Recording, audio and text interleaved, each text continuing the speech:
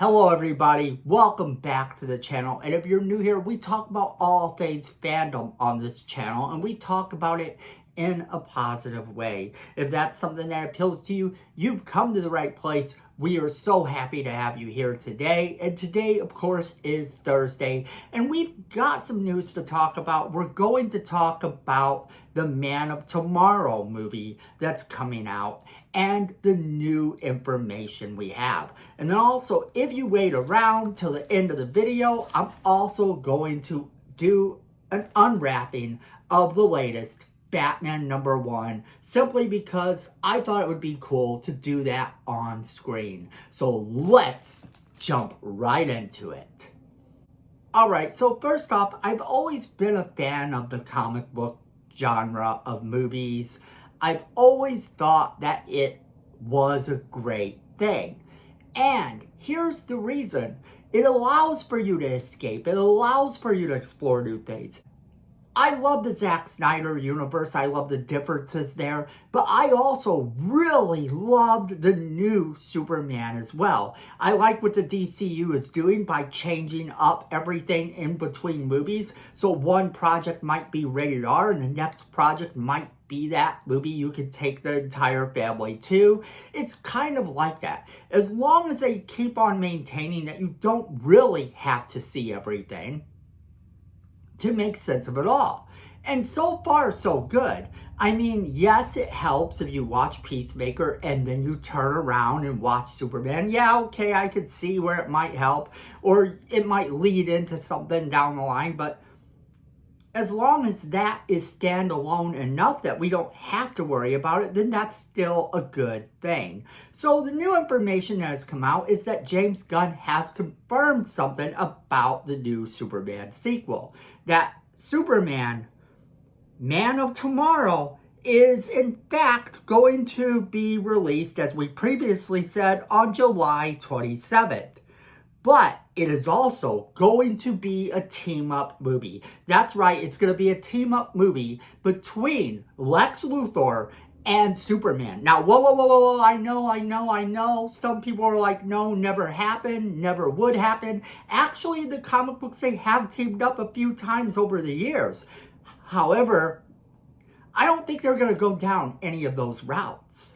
The interesting thing here comes from what was said. In August, Warner Bros. Discovery CEO David Zaslav personally announced that Gunn would return to write and direct the follow-up to the character's full-stop creative reboot. Now, it says that The Man of Tomorrow will follow the 2026 release of the outer space movie Supergirl and the body of horror film Clayface. So right there, they're telling you just how different these movies are. The fact that one's going to be taking place in space and the other is going to be considered to be an outright horror film.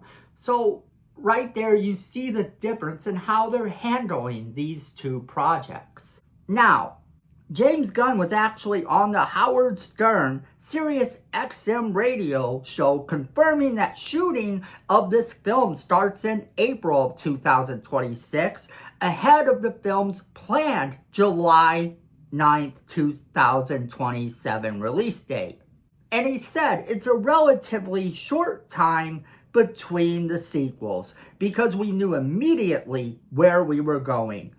He added that it's a story about Lex Luthor and Superman having to work together to a certain degree against a much bigger threat. And it is more complicated than that. It's as much of a Lex movie as it is a Superman movie. He goes on to say something I know people are going to kind of have a problem with, and that is, he says, I can relate to Lex Luthor, sadly.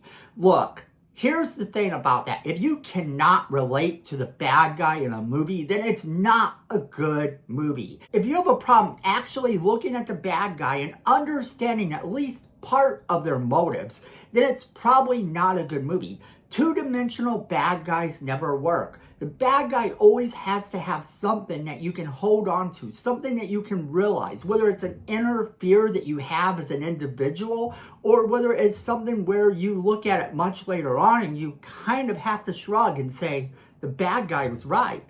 And those are the films that stand true. Those are the films that will become classics in the end. The films that manage to pull that off. Where the bad guy is every bit as important as the good guy is in the movie. Because if it doesn't work that way, then you don't have a good villain. Your villain has to feel three-dimensional. So I actually respect the fact that he says he relates to Lex Luthor. It makes so that you are writing a better villain, if you can at least get into the headset of the villain you're writing. Now, how much of a threat? And this is what people have been speculating. People have gone in instantaneously to Brainiac or to some big comic book threat. Brainiac, Zod, I've even heard tossed about. But here's the thing. If you take Brainiac and you take Zod, that's all good. I actually even heard someone say the words Darkseid. Now, hear me out on this, because I know that we just went through a whole thing with the DCEU where they had Darkseid as a villain, where they actually did the Darkseid story. But this is not actually a bad thing. If you look at Darkseid as a villain, now you have something interesting, because isn't this whole chapter of these movies called Gods and Monsters? And isn't the idea to move everything from the previous movies into this new way of thinking? Look, I think that the possibilities are endless. They could, in fact, have General Zod as the villain, and they could have someone like Darkseid as the villain. Anything that they do is still going to be cool. It's going to be epic, because nothing like this has ever been done in the DCU before.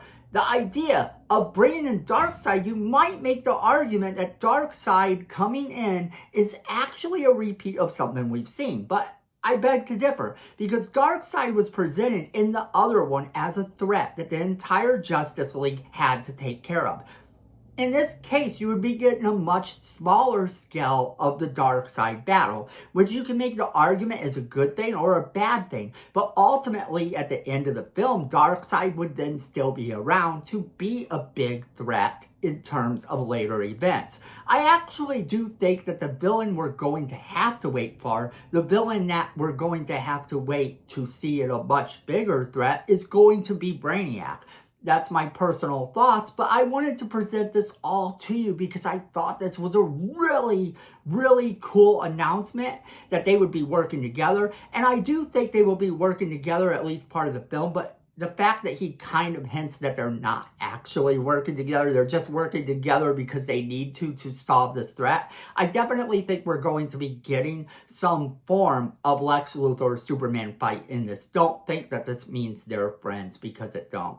But that being said, now we get on to this. I decided that we'll open this up on air because it seems like a fun thing to do. So we're going to open it up and find out which cover we got.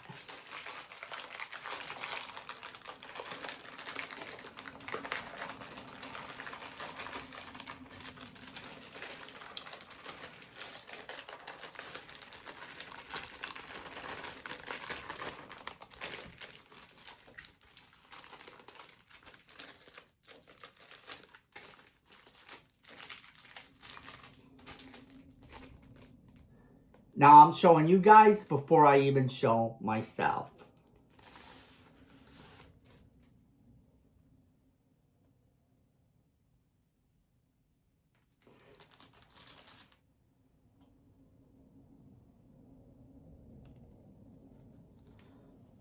I actually like this cover. I think it is pretty cool.